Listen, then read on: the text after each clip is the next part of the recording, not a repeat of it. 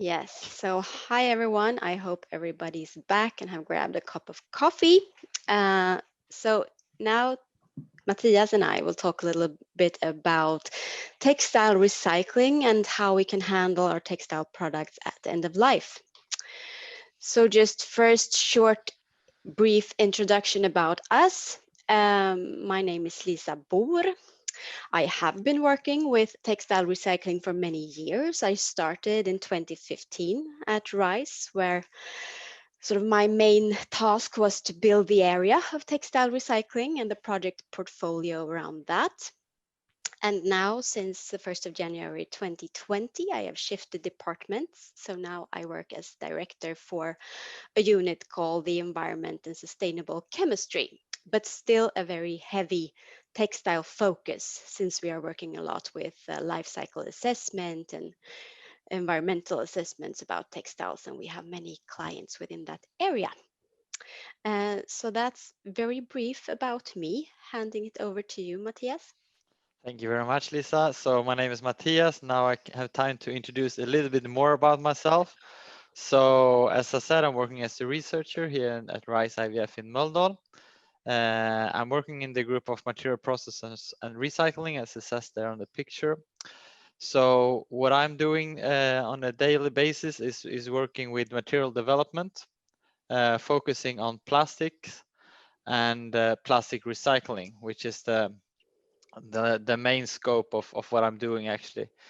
So and today I will talk about chemical recycling of textile, because as you all know, a lot of textile today is actually plastics. So that's where I come in as a plastic expert.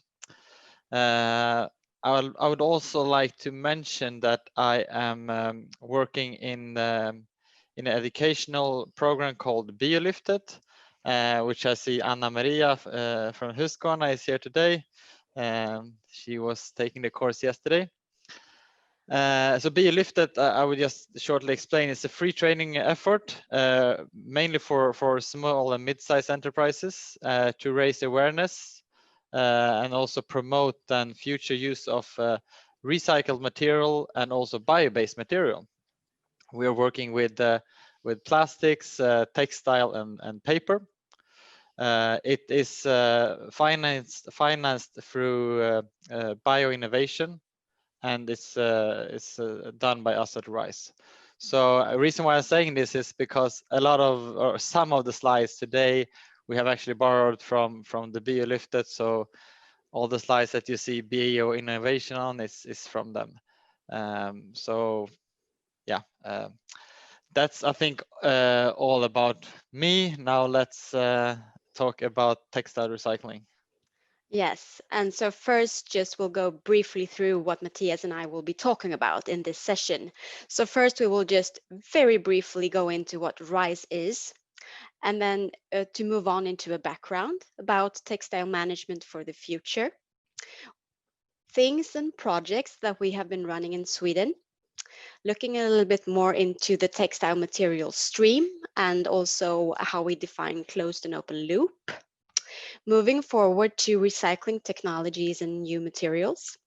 Very shortly go into information need at end of life, because we see that as extremely important to get a high quality output. And then lastly, a little introduction to the workshop that's planned for December 14th. So about RISE, and I'm very sorry that this is in Swedish, but it was impossible to translate it since it is locked. So I'll just say what it says. So RISE was created to really accelerate the research and innovation infrastructure in Sweden. And what has happened is that it's about 30 research institutes that have been gathered under one umbrella organization of RISE, which means that we have a very wide competence area that we can cover, and that it's very easy for us to work together and really to utilize this competence with. And it is a special assignment that we have to support small and middle-sized companies. So that's just a brief introduction about RISE. So for those of you who have heard about Sverige IVF, for example, before, is one of the companies that went into RISE. So we are now that unity. So a little bit about handling of textile materials and background. And as we have talked about, we are consuming large volumes of clothing and home textiles. And although we have seen a very good improvement and a continuous improvement of the collection rate for textiles, the proportion of materials that are actually recycled is still very low. And this, of course, is something that we are looking into intensively. But as I always say, there are a lot of technologies that need to be developed to be able to handle this complex material stream, and we will come into that a little bit more later. And I'm sure that you have seen this number before, but it puts the volumes, as Magnus was talking about, a little bit in perspective, that every day more than 200 tons of textiles are disposed of in the residual waste, in the household waste, and that's more than half of which are estimated to be in such a condition that they could be reused. And from our part, when we started working at Textile Recycling, both Mattias and I have a sort of background in materials and material technology. So therefore, our work started really into looking at technologies for recycling, but pretty soon it expanded into system issues because we see that this as the hen and the egg. It's important to look at all aspects at the same time or the system will never work. So therefore we are also into helping addressing policy issues and looking at how the system on a whole should work. But it's important to note that it is a very complex material stream. We do need information to enable efficient recycling, and the issue of chemicals in textiles is important as well. But all of this will come into a bit more in detail soon. And as you all know, in the January agreement from 2019, it is evident and it is clear that we will have a producer responsibility in place for 2025, and that government designed investigation into how this should be formed is still ongoing. But what is it that we are aiming for? It is still the proposed waste targets from the Swedish EPA that we have as the closest targets for Sweden. And these targets are that by 2025, which is very soon, approaching rapidly, the amount of textile waste in residual waste should be reduced by 65% compared to the base year 2015. And by the same year, then 2025, 90% of the separately collected textile waste needs to be prepared for reuse or recycling using the waste hierarchy. On a European level, we do see a very rapidly increasing focus and interest in textiles. Having worked in the European financing system for, since 2003, textiles haven't been a word that we really have seen. But in the last years, textiles now are becoming much, much more in focus, which is, of course, a development that really helps us in the work that we do. And in the circular economy package from 2018, it is stated that textiles should be collected separately in all member states by 2025. And then by 2024, it is to be assessed whether there should be specific targets for reuse and recycling. And we also have a new lead in the Commission, Ursula von der Leyen, and she has specified in the agenda that she wrote when she started in that position that she will propose a new action plan for the circular economy, focusing on sustainable resource use, especially in resource-intensive sectors with a high impact, such as the textile and the construction industries. But this is also a very specific and very strong statement that shows us that textile will be in focus. And if we are looking at the Swedish level in July, the government published a circular transition strategy where we have a quote from there as well that in the forthcoming national work, priority will be given to plastics, textiles, renewable and bio-based raw materials, food, construction, real estate, yes, and so on and so forth, but to enable the transition to a circular and bio-based economy. So also on the national level, we see the same trend. So how have we been working with these issues in Sweden historically? There has been a lot of initiatives ongoing, and this is definitely not all of them, but it is a few, and all of these where then RISE have been involved.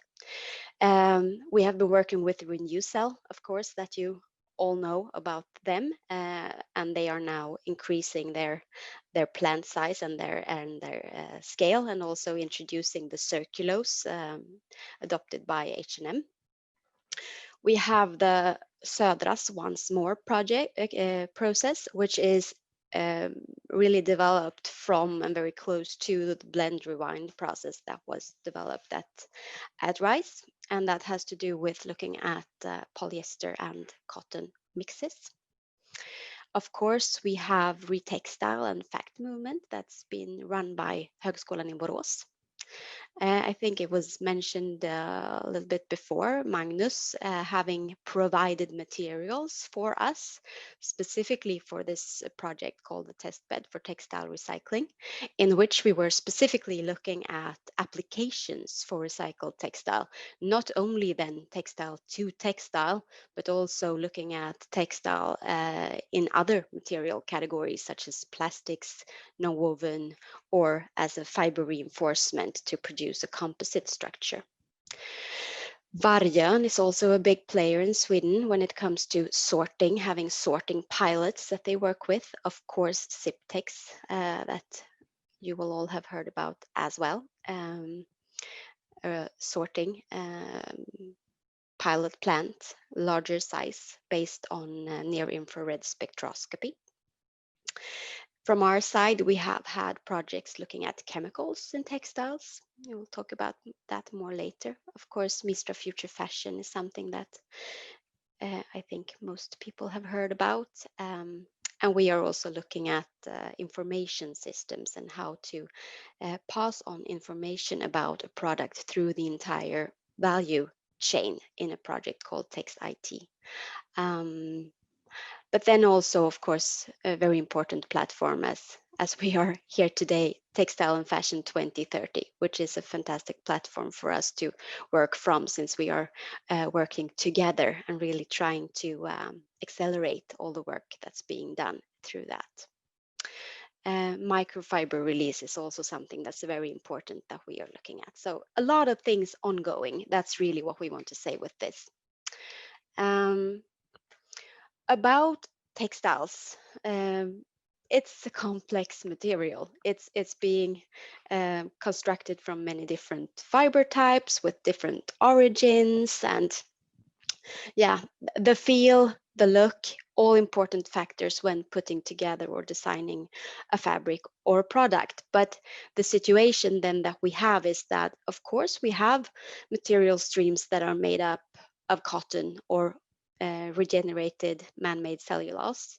Same thing with polyester, same thing with polyamide, but there are a big bulk that will be mixed from many different fiber types. And that is something that's very important to know when discussing recycling technologies, because it shows us that we will need many different technologies to help us take care of the material bulk. And it's also important that we can also take care of these materials, because it will be not as financially viable to go through a specific sorting process and only then pick out small amounts or smaller amounts of these streams that we can take care of. So going into closed and open loop a little bit, we have two slides on that. That when we talk about closed loop, then we think about textile that has been produced for a textile product, and that can then be recycled in some kind of way, either chemically or mechanically, back into a textile product. And when we talk about open loop recycling, then we talk about a textile product that can be recycled but used in another industry, such as, for example, automotive industry or interior industry or something like that, because all of these are viable alternatives depending on the material that has been taken care of. It has to do with fiber lengths and so on. So we will come into that a little bit more later. So the second picture about closed and open loop recycling. If we look at a PET bottle that's being collected and melted and produced, you produce a textile fiber from that, and then you produce a garment, then that is open loop. And if we then have the garment and we recycle it, but we have very short staple length fiber and we need to produce something else, such as a composite material, for example, then that's open loop as well.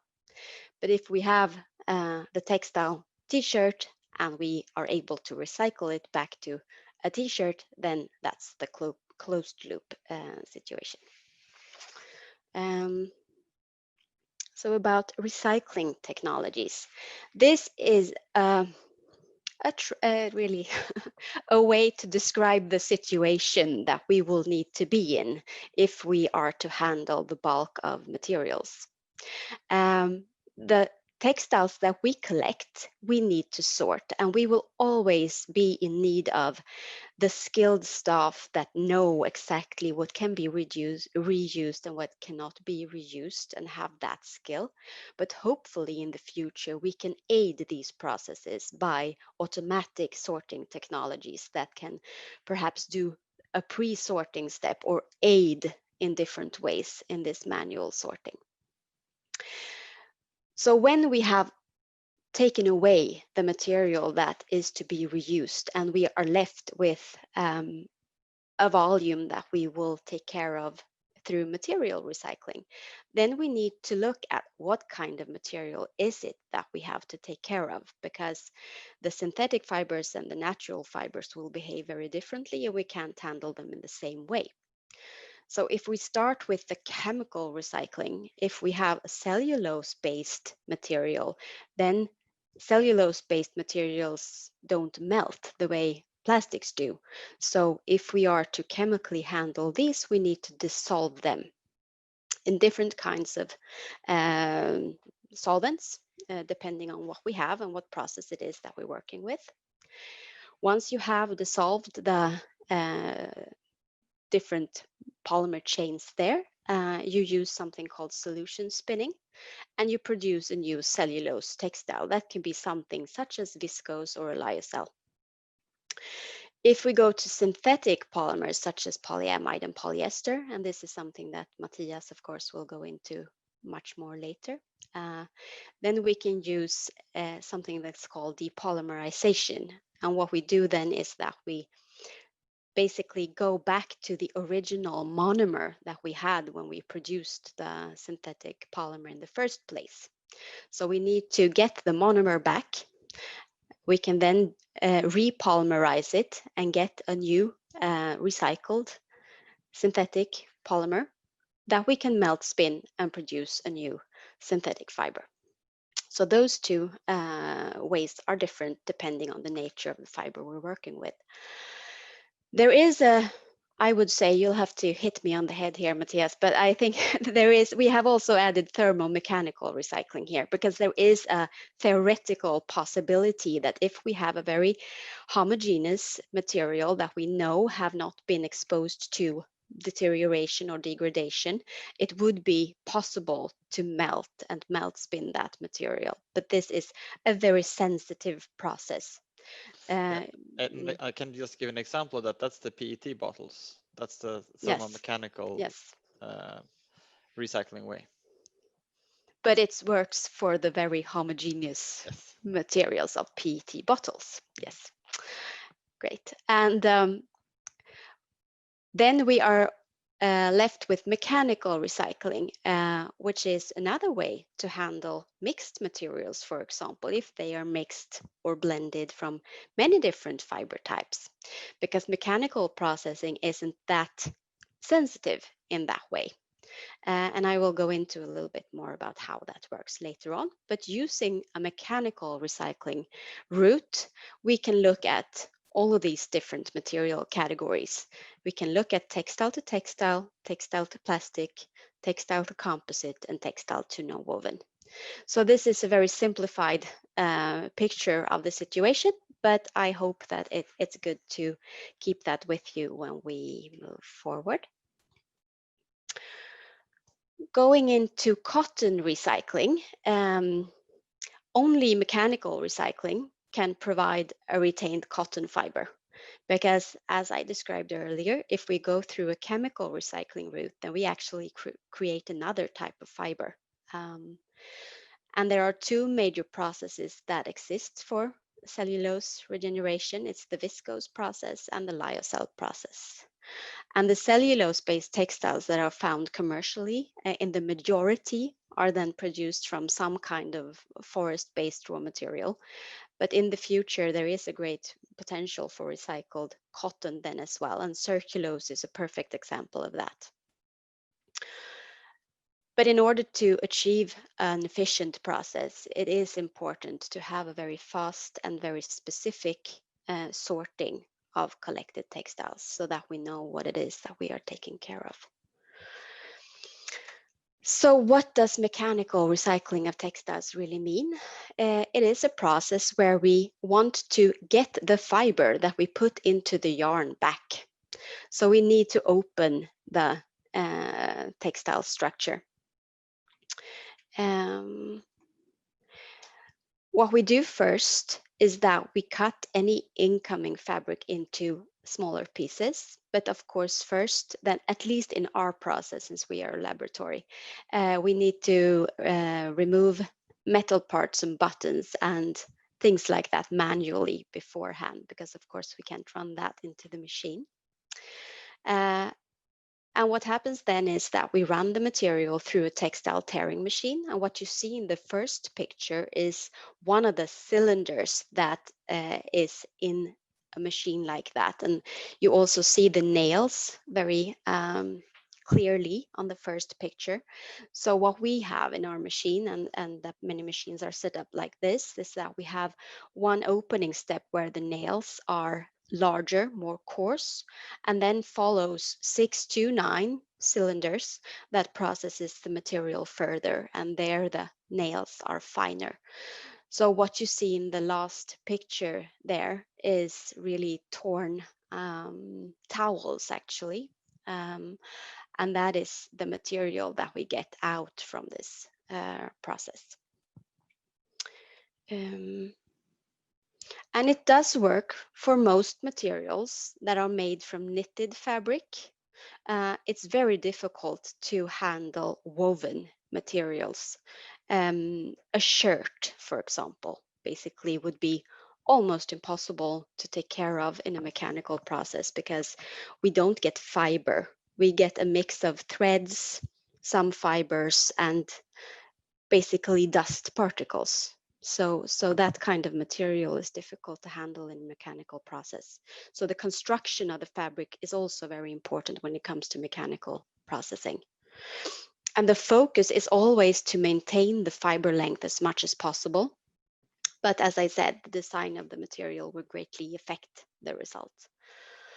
And if you have a mix of natural and synthetic fibers, then the natural fibers are usually most affected by this process. And we have been looking together with Högskolan in Borås on pre-treatments. Just as you think about when you wash your hair and you're using conditioner, it's easier to brush it through. Same thing here, that if we use a pre-treatment that makes it easier for the fibers not to get stuck into each other, we don't get them to break or to tear as easily. And there were good results in an initial study that was done by a doctoral student at Högskolan in Borås, and that is something that I think can be looked into in more detail through publications there, but also to look at the composition of the feedstock when we are working with these processes. And in the industry today, most of the mechanical recycling that's being done is being done on industrial waste. So that's pre-consumer materials. And a typical blend would be somewhere around a lower percentage, going up to maybe 20%. At RISE, we have, of course, tried everything, going from low to extremely high percentages of recycled content or recycled materials. But we find that somewhere around 50% is possible. But then, of course, we need to have really good control of the fiber lengths and the process that we are using to reach that. But somewhere around maybe, 15 to 50%.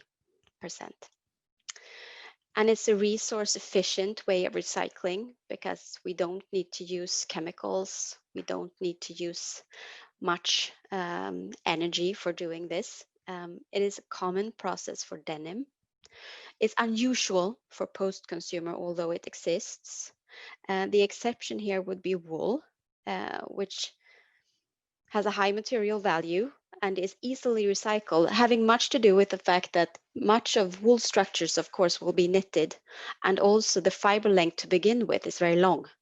So therefore, we don't get as much impact when we are mechanically handling wool. So if we have a high wool content, we get great products out of that. So the procedure and the material flow that we work with in mechanical recycling is that we first need to look at the material. I mean, if we would say that this would have a zipper in number one, then of course we need to remove the zipper because otherwise the machine will stop. It can't handle that kind of thing. So we need to cut away things that we feel will ruin the output. What you see in picture number 2 is the cutting machine or the confetti machine, whichever you would like to call it. It very rapidly creates smaller pieces of a larger structure that we put in it. So in picture number 3, we see that it has cut a larger structure into smaller structures that help us a lot when we are to feed the machine in picture number 4, because we need to have a homogeneous input so that we can distribute evenly to have the machine run smoother. So in picture number 4, we see our small laboratory machine, and as you can see, it does not have 6 to 9 cylinders, it has only 3. It has 1 opening cylinder in the back end and then 3 cylinders with smaller nails. But as we don't handle very large volumes, if we want to run it again, then we take the output out and we put it back in after the first cylinder. So then we can simulate 6 and 9 runs if we would want to. And then in picture number 5, you see a section where the material has been opened and will continue on. But already in the first steps, you see that the material structure is opening and you can see the fiber being released.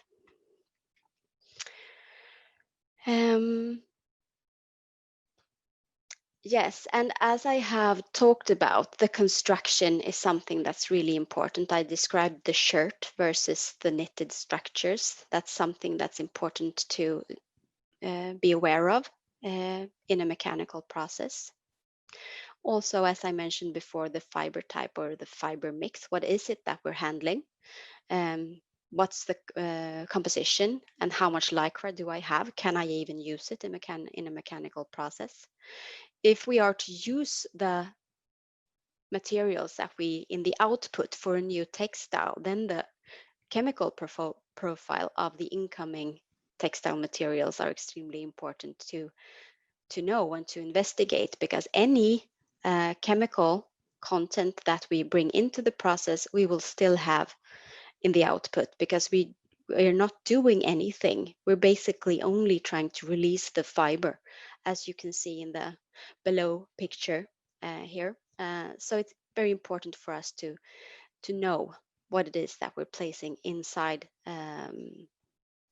this process, and to really consider what we are mechanically processing and what the application of that material will be.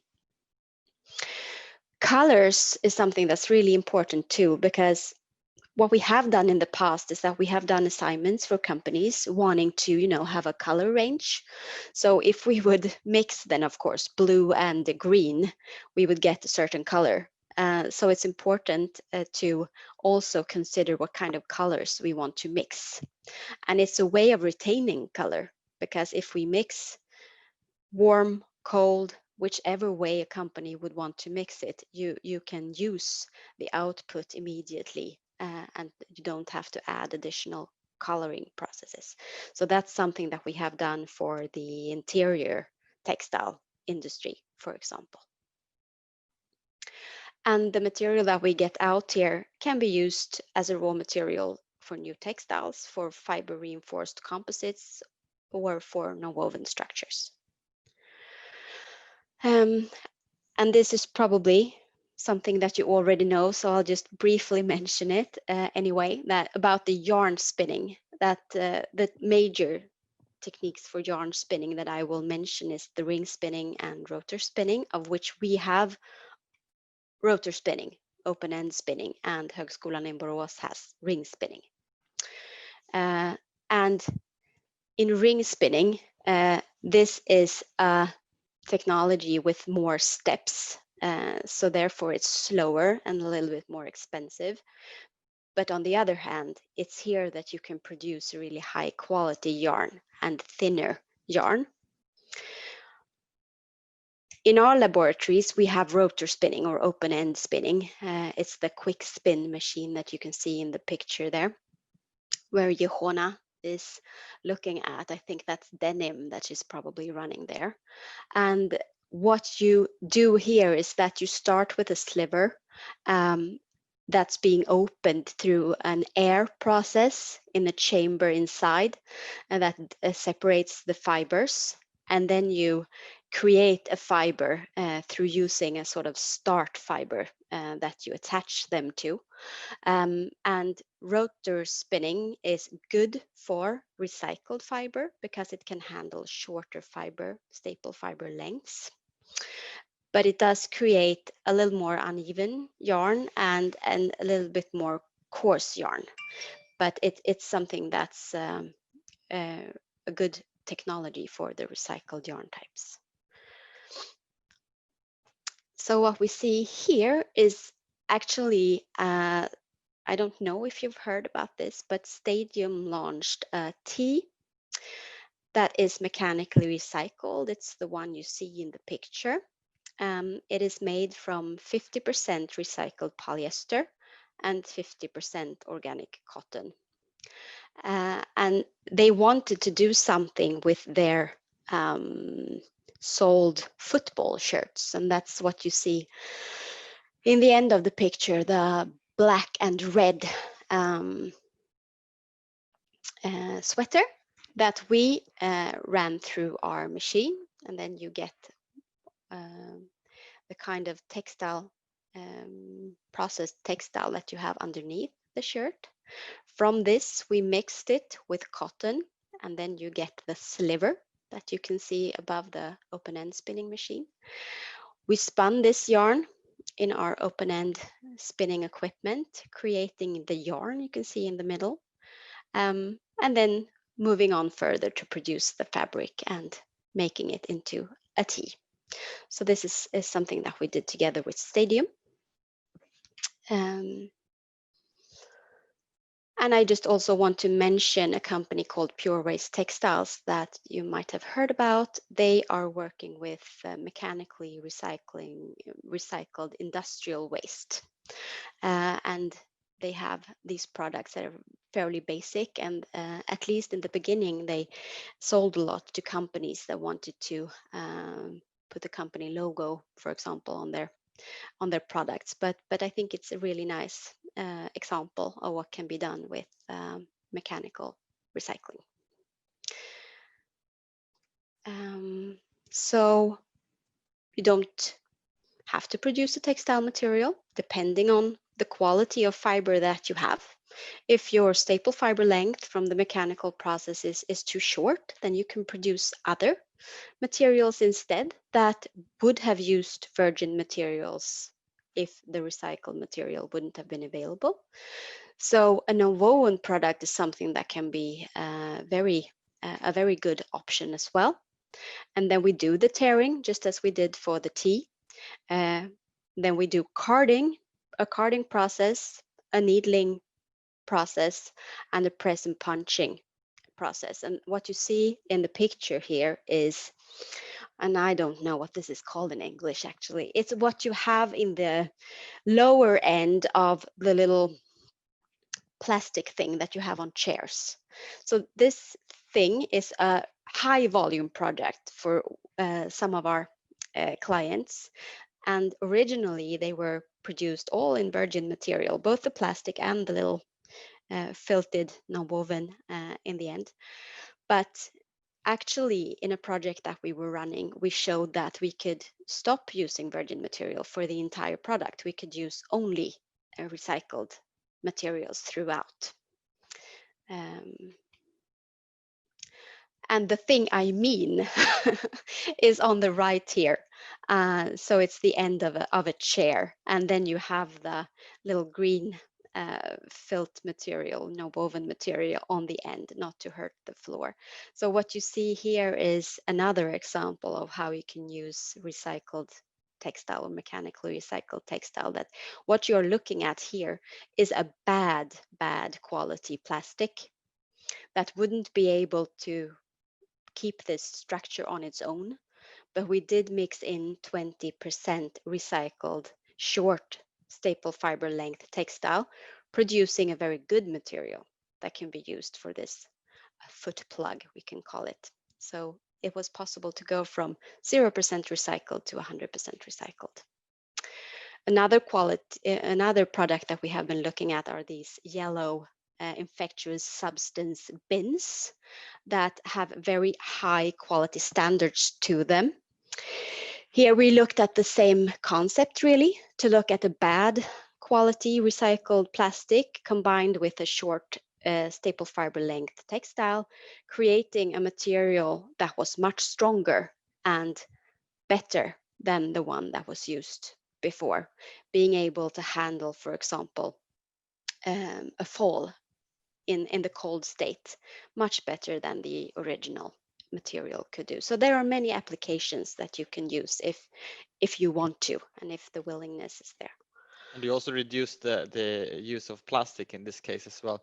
And also, I think these are not recycled, these bins, so they're anyway going to energy recovery. So it's a good place to put in a composite material. Yes, thank you, Matthias. And then we will move into chemical recycling. So first of all, just showing this picture, which tells us why cotton cannot be chemically recycled. Because what we have in a virgin cotton is a specific crystal structure that we have in the little square. That's called cellulose 1. But when we regenerate our cotton and we produce a viscose or a lyocell, then we have another crystal structure called cellulose 2. And these are not identical. So therefore, in a chemical process, we will not be able to get cotton back.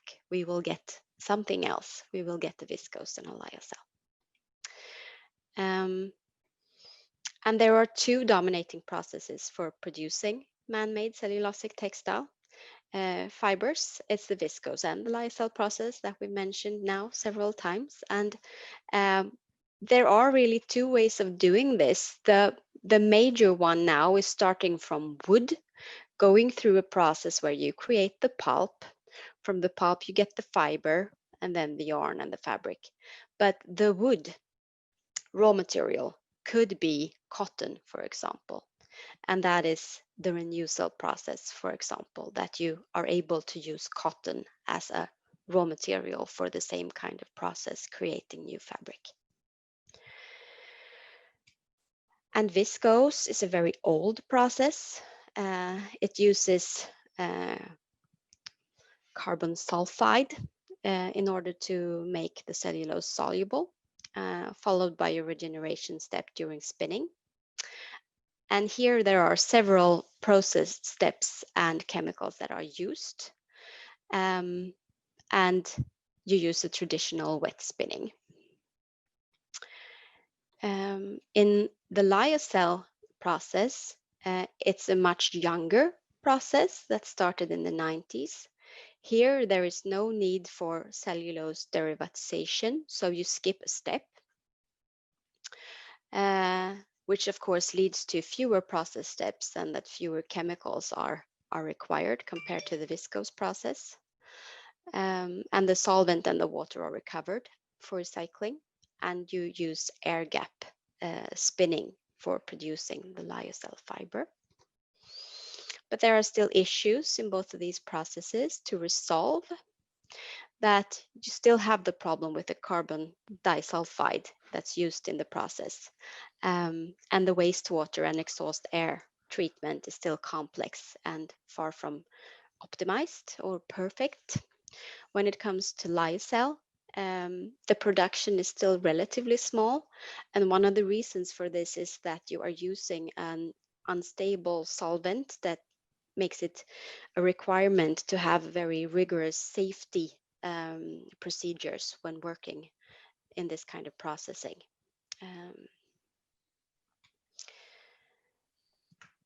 And then I will leave this to you, Mattias. Yes, thank you. Now, so Lisa has been talking about the chemical recycling of cotton. So now I will talk a little bit about chemical recycling of PET, or as you textile people call it, PES. This is a process that's called depolymerization.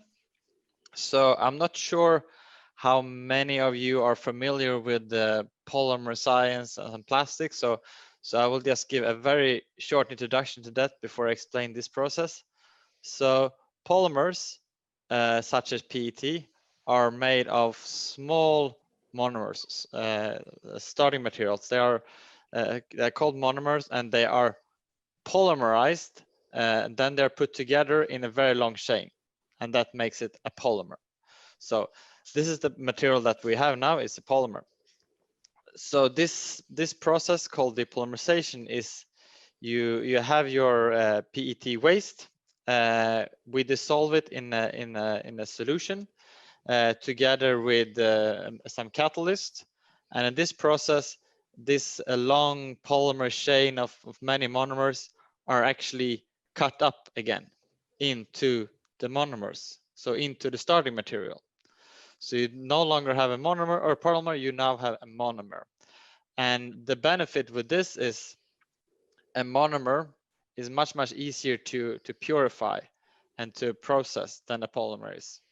So now you have the ability to actually purify the monomer to actually create a new polymer, a new PET, which will have basically or theoretically would have the same properties as a virgin material, a virgin PET. So this is the main benefit of this technique, that you actually get out a very pure material.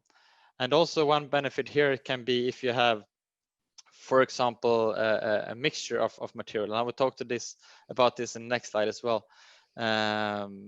This can be a way to take care of the PET part in a mixed material stream. Also color. You see here in this picture, this is actually done here at RISE. So we can actually take this waste, we depolymerize it, we get a nice and pure PET monomer. We can recover, in this case, the solvent, which is ethylene glycol, and we get out some residues, some pigment. It can also be be other additives that we can get out of this process. So right now this this process is done in some large scale. It's not a very high production rate of it. There are companies, I mean, such as Teijin were very early with this process, and you can actually get a hold of this chemical recycled PET. And another benefit, and can you ping pong change slide, is, as I said, if you have a mixture of material. And this is also a project that we did here at Rice, and the colleague of me and Lisa was developing this this process, which is called the Regenerator. He got a prize for this from, what's it called? Yes, H&M Foundation, the yes, Global Change Award. The Global Change Award, that's correct. So what he did is, he did this, used this properties of depolymerization and attacked a cotton and polyester blend. So using the depolymerization, he was able to separate one fraction as a polyester monomer, which he then can use to create new polyester. And he also get a fiber or a cotton fraction, which he can then either you can use the processes that Lisa has described with chemical recycling or mechanical recycling of this cotton to also get back the cotton, and which in principle then you can make a new cotton polyester blend of. So this is just an illustration to show what is happening with the fabric. This is a picture of the fabric done with optical microscopy using cross-polarized light. So this the left picture you see is before depolymerization, where you have then the cotton and polyester fabric, and then after the depolymerization, you only then now have the cotton fabric left, and the polyester has been depolymerized. Yeah, so that was about the chemical recycling. So now I'm also gonna say something about melt spinning. So this is, as we talked about before, the thermo-mechanical recycling. So this is done. So this is a way for producing fibers, basically. So when I talked about the depolymerization of polyester, you get the monomer, you can produce the polymer. Now you need to spin it into fiber. You do that by melt spinning. So you basically melt the material and you pull it through through very fine holes and create the fiber. So yeah, of course it can also be done on mechanical recycled raw material, although it's a very difficult process, I can say, because it demands very high purity of the material. That's why almost only the PET bottles are pure enough for producing this. And also you have then the problem that Lisa was also talking about with mechanical recycling, this elastano lycra, which it's difficult to separate and can be problematic when you're going to produce a new fiber. So you can, next picture. And we have been talking about this polyester textile from recycled PET. So the reason why this is so attractive is because the PET bottle system that we have, at least in Sweden and in other countries as well, is creates a very pure stream of PET material. And this PET material that are used in bottles are of very high grade because they need to withstand the process of creating a bottle. So they are actually very good for also producing textile in the melt spinning process. So this is, you can see this a lot in textiles today, and it's a very good alternative if you just want to use recycled polyester. But as I say here in the bottom, it's of course it's much more expensive. This is a bit funny, so it's actually more. It's not funny, but it's interesting that it's actually cheaper to buy virgin material than to buy recycled material. In an optimal world, it should be the opposite, of course. Recycled should be cheaper.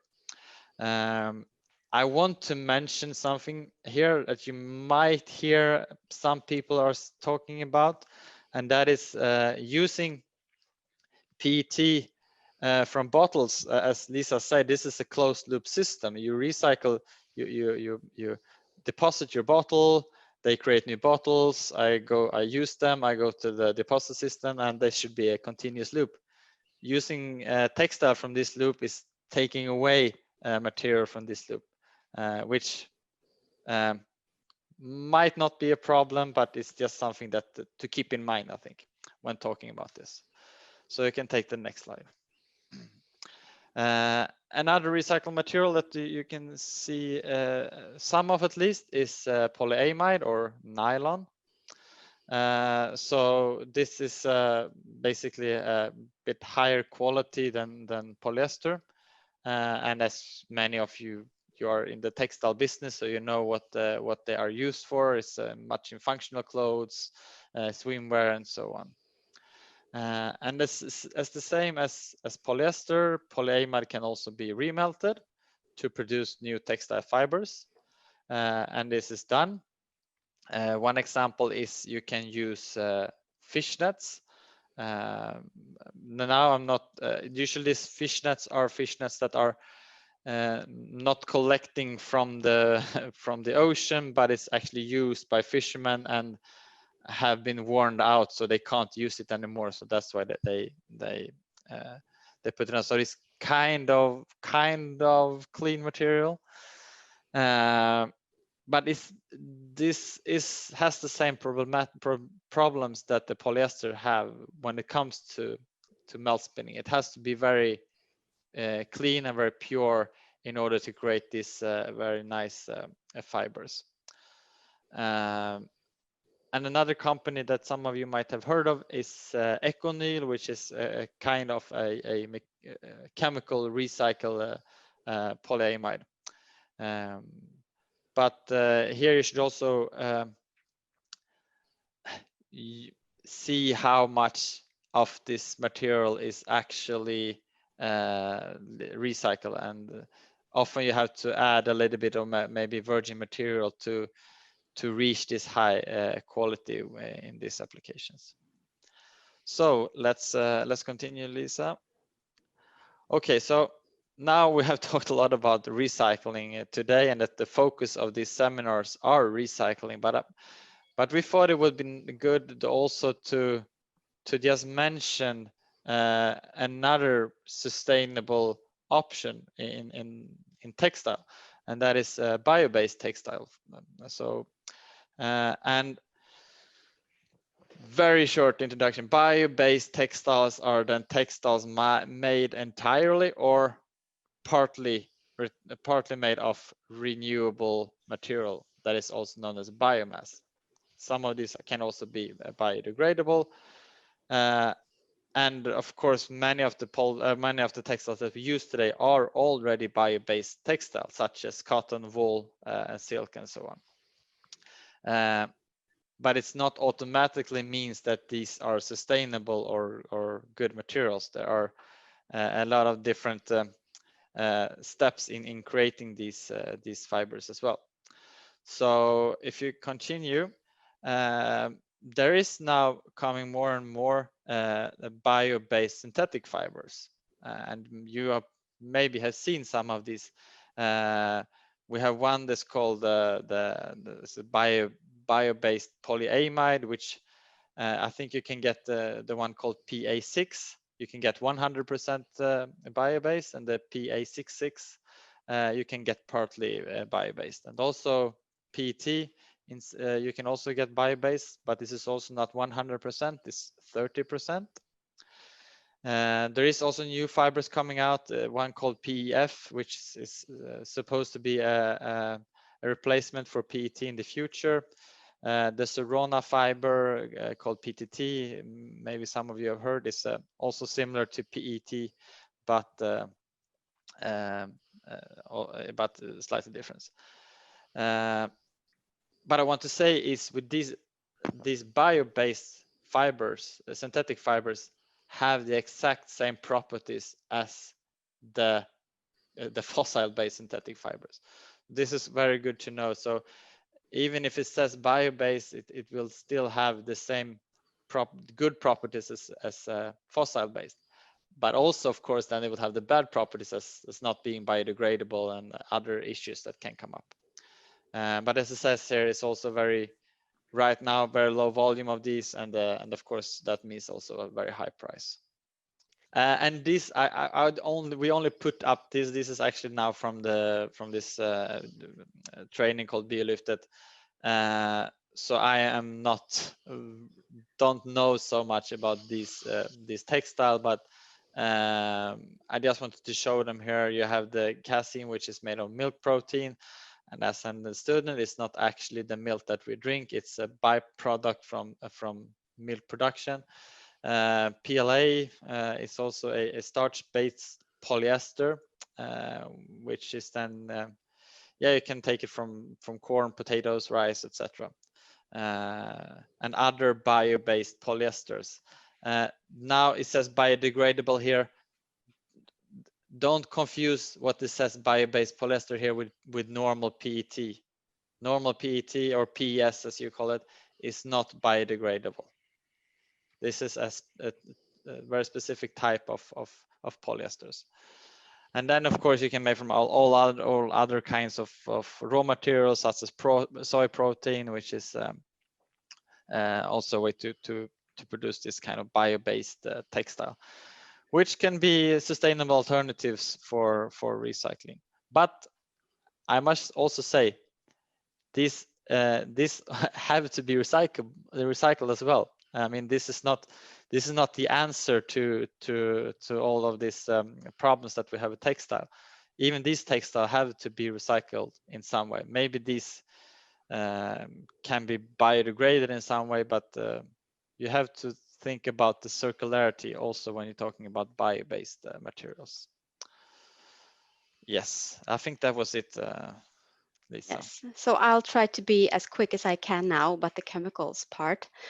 Just wanting to say, if we trace back to the issue that Mattias was talking about color. Why is color an issue in chemical recycling? This is red. We all see that this is red, but red can be so many different things. They have different names and they have also different chemistry. And then, of course, the differences in the chemistry can affect the processes that we need to utilize to take care of our materials. So that's something we want to say here. Yeah, and I can also I can mention here this different type of color is affecting the depolymerization process, as I was talking about before, differently. Some of these you can actually take away during the depolymerization and clean process, but some of these are more problematic because they actually degrade in the depolymerization process, producing substances which we are not able to filter away. So choosing the right color, type of color or pigment, it can be important for the recyclability of the material as well. Yes, and then we were here in the dyestuffs and in the complete picture of chemicals used for textiles. This is only a small part. So the chemical use, of course, is something that we need to know about and need to understand in the processes that we use, both for the applications of recycled textile, but also for the processing. And just wanting to briefly mention, since you will get this presentation later, that we have done a project looking at what kind of chemicals we find in material that is aimed for textile recycling. So following this link, you can get the entire project report and all of the analysis results from that project. And what we want to say with this picture is really starting from the top, mechanical treatment. Everything you have in the products when they are being processed stays in the material. For a thermal treatment, the situation is the same, more or less. You can have degradation during the thermal process, but other than that, many of the incoming chemicals are still there. When we do a chemical recycling, we don't have the same situation. We can use pre-treatments, we will use filtration, distillation, so we can have control of what we get in the recycled materials.